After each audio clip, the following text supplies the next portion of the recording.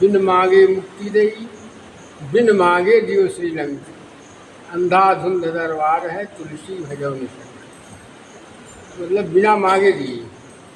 और कृष्णावतार में सुदामा जी को भी बिना मांगे दिए, अपार संपत्ति दिए। संपत्ति का मतलब फिर मोह माया फंसना, और क्या होता है। सुग्रीव भी फंसे उसी मोह माया में, इतना फंसे कि लक्ष्मण को फिर जाना पड़ा और समझाना पड़ा, अपने बल का भी प्रदर्शन तो नहीं करना पड़ा, लेकिन समझाना पड़ा बल के अनुसार। और विभीषण को मुक्ति भी नहीं मिली। जैसे आता है विभीषण है और क्या नाम है, परशुराम है, आज बहुत लोग हैं। तो ये लोग मतलब कि एक कल्प तक इनकी उम्र है। अश्वस्थामा बलिव्यासो हनुमानस्य भीष्म कृपा परशुरामस्य एते सत्य जीवन। इतने की आयु एक कल्प है। हम ये जानना चाहते हैं कि उस समय रामावतार और कृष्णावतार में तो बिना मांगे सब दिए, मोह माया में फंसाए। और इस अवतार में क्यों कहते हैं सबको त्याग करके समर्पित भाव से चलो, ऐसा क्यों होता है? ऐसा क्यों नहीं बना? देखिए, आपकी बात जो आए हैं भगवान जी संत रूप में आए हैं और सतयुग को कायम करने के लिए आए हैं, जनमानस को सत्य प्रधान बनाने के लिए आए हैं। हर चीज का निराकरण किए, हर चीज का 64 कला में आए हैं। आपकी बात जो है 64 कला में है। और मुक्ति का, मोक्ष का जो स्पष्ट और प्रत्यक्ष मार्ग पूरे विश्व के जनमानस को प्रशस्त किए। पूरे विश्व के सबके सामने खोल करके रखे भाई 2 क्षेत्र है। ये जो माया का जो क्षेत्र है उसको कर्म और भोग का क्षेत्र कहते हैं। अब भगवान जब अवतरित होता है तो माया के क्षेत्र में ही धर्म और मोक्ष का क्षेत्र स्थापित करता है। धर्म रूप केवल भगवान ही होता है, क्योंकि धर्म का अंतिम मंजिल मोक्ष न होता है, तो मोक्ष दाता एकमात्र भगवान ही होता है। तो मोक्ष जो है परमात्मा का रिजर्व, अपना उनका विषय है। ये कहा जाता है, डेली हम लोग कहते हैं ज्ञान मूलक प्रभु प्राप्ति, पूजा मूलक प्रभु पाद, मंत्र मूलक प्रभु वाक्य, मोक्ष मूलक प्रभु की। अब इस पर कोई कमेंट नहीं कर सकता। और ज्ञान का जो मूल होता है भगवत प्राप्ति होता है। और जब भगवत प्राप्ति होता है तो अद्वैत तत्व का मुक्ति का बोध होता है। तुरंत मुक्ति का बोध होता है, नहीं कि हम जाइए मुक्त हो जाए, नहीं, वो तुरंत दिखाई देता है कि हम मुक्त हो। जो कहा जाता है जब मैं था तब हर नहीं, अब हरी है मैं ना, ये मुक्ति का बोध होता है। लेकिन मोक्ष नहीं मिलता है। और मुक्ति का बोध तभी कराते हैं समर्पण शरणागत के आधार। और मुक्ति का बोध हो गया आप समर्पित हो करके, यानी मैं और मेरा 2 चीजें। मेरा में शरीर परिवार संसार आता है, अब मैं में जीव आता है। तो मेरा को समर्पण करना, अब मैं को शरण में रखना। तो मोक्ष मूलक प्रभु कृपा, यानी जब उनके कृपा पात्र बनेंगे। कृपा पात्र क्यों, कैसे बनेंगे? बिना समर्पण का, बिना शरणागति का, बिना सेवा भक्ति का आप जो कृपा पात्र नहीं है। तो मोक्ष का रिजर्व विषय, वो जिसको चाहे उसको दे सकते हैं, उनकी प्रसन्नता के ऊपर है। अभी जो आपके कहने ये बताइए, हनुमान जी थे, अनन्य भक्त थी, अनन्य सेवक थी, उनको क्यों नहीं मुक्ति दी? उनको जज्जा क्यों राज दे दिए? उनको आप देख लीजिएगा, श्री राम हृदय में वो तत्व ज्ञान दिए हैं, अज्ञान दे करके मुक्ति का बोध कराए हैं। आओ समझिए हनुमान जी का अनुभव में शाहरुख में मुक्ति मिली है उन्हें। अयोध्या के तो राजा हनुमान जी हैं इस समय मौजूदा हालत में। उनको जो है देखिए, शाहरुख में मुक्ति वाला ही पूजनीय वंदनीय होता है। वो सेवा के माध्यम से भगवान का इतना कृपा पात्र बन गए कि उनके ऊपर कोई लेकिन परंतु ने सेवा कैसे है। अश्वस्थामा बलिव्यासो हनुमानस्य विभीषण कृपा परशुरामस्य ये सब चीजों में एक कल्प तक रहेंगे अयोध्या में, देखेंगे राजकाज भगवान का। कहाँ मुक्ति उनको मिली? मुक्ति मिलना चाहिए ना, कहा एक कर्म के लिए उनको कहते हो अयोध्या में तब तुमको मुक्ति मिलेगी, सेवा करो, अभी अब सेवा बाकी है।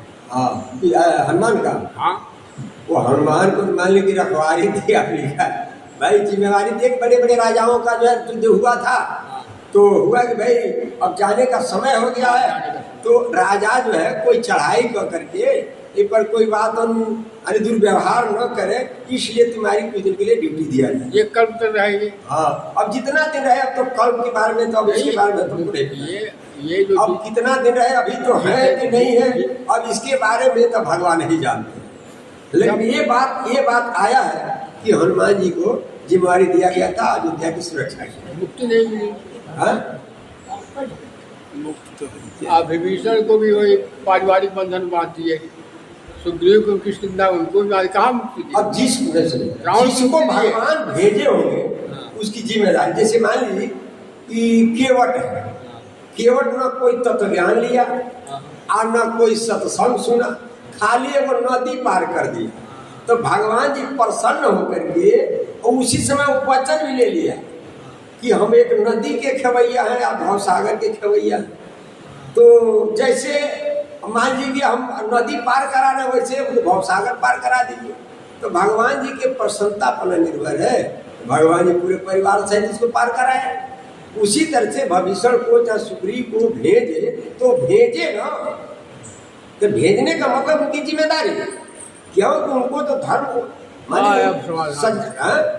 उनकी जिम्मेदारी है ना, तो भगवान जी इसको भेज देगा, भगवान का शब्द उसके पीछे हो गया ना, वो कृपा पात्र है, जो कहीं भी रहेगा उसको भगवान मुक्ति के क्षेत्र में डाल देगा, उसको जब चाहे तब डाल देगा, वो डाल देगा, उसका रिजर्व विषय। किसी के लोक लाभ पर लोक, हाँ, लौकिक लाभ सांसारिक लाभ ले लीजिए, हाँ, उसके बाद हाँ, लोक इसीलिए भगवान का कृपा पात्र बनने के लिए अनुशासन जरूरी होता है। भगवान राम जी कह रहे हैं कि सोई सेवक प्रियतम मन सोई मम अनुशासन मान नहीं कोई, जो मेरे अनुशासन को मानता है वही मेरा प्रिय है। इस आश्रम में भी देख लीजिए, अच्छा समाज में भी देख लीजिए, अनुशासन ही मनुष्य को महान बनाता है। अगर इस भगवत क्षेत्र में रह करके अगर अनुशासित आप नहीं है, संयमित नहीं है, अपने मन और इंद्रियों के अनुसार रहते चलते हैं, तो आपके समर्पण में शरणागति में खोट है, भगवान की प्रसन्नता नहीं होगी।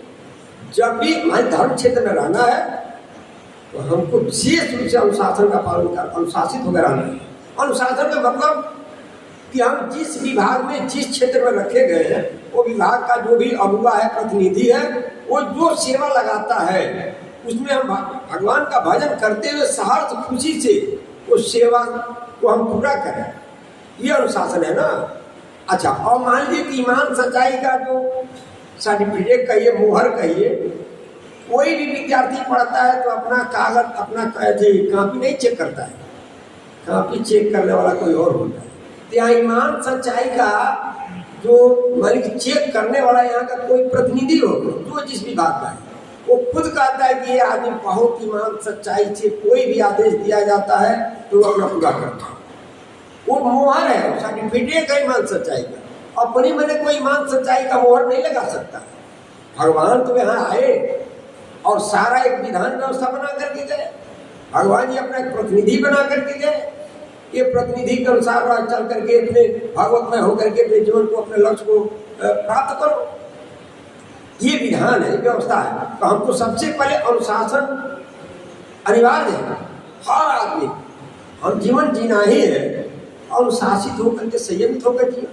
हर तरह से सारी महानता, सारी उपलब्धि आपके पीछे पीछे घूमेगी, और उदंड होकर अपने मन और इंद्रियों के अनुसार घूमेंगे, आपका सर्टिफिकेट वही बनेगा कि बहुत उदंड है, ये मनमाना है, किसी का बत्ती नहीं सुनता है।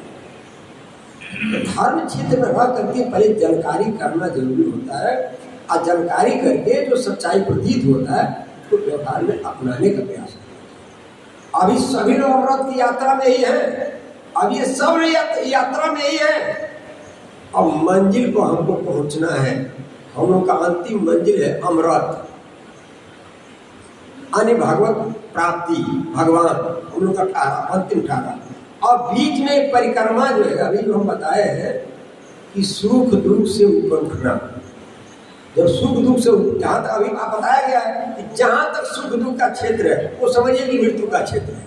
अगर सुख दुख के घेरा में ही अगर रह गए तो समझिए कि आप मृत्यु वाला अभी क्षेत्र में ही रन कर रहे हैं। अब ऊपर उठेंगे तब ना पार करेंगे, तब आनंद चिदानंद के क्षेत्र पहुंचेंगे। तो ये सब सरल है, बहुत सहज है। यहाँ सभी लोग आए हुए हैं जो समर्पित हुए हैं।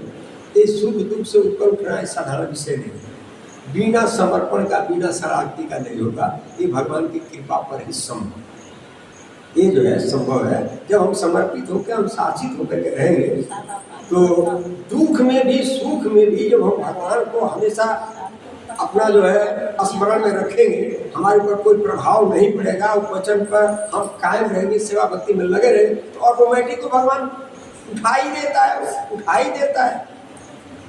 तो ये सब उपलब्धियां हैं जो बहुत सहज गति से, जैसे मान लीजिए अज्ञानता में तो बहुत कठिन है, लेकिन ज्ञान में बहुत सरल है। ज्ञान में जानकारी हो जाए तो बहुत सरल से भी सरल, आसान से भी आसान है ये सारी उपलब्धि। ये लेकिन ज्ञान, अज्ञान में तो बहुत कठिन। इसलिए हमको जानकारी कर लेना चाहिए हर विषय। प्रेम सुनो सदो जी महाराज की जय, की जय, भगवान की जय, धर्म की जय, धर्म की जय, धर्म की जय।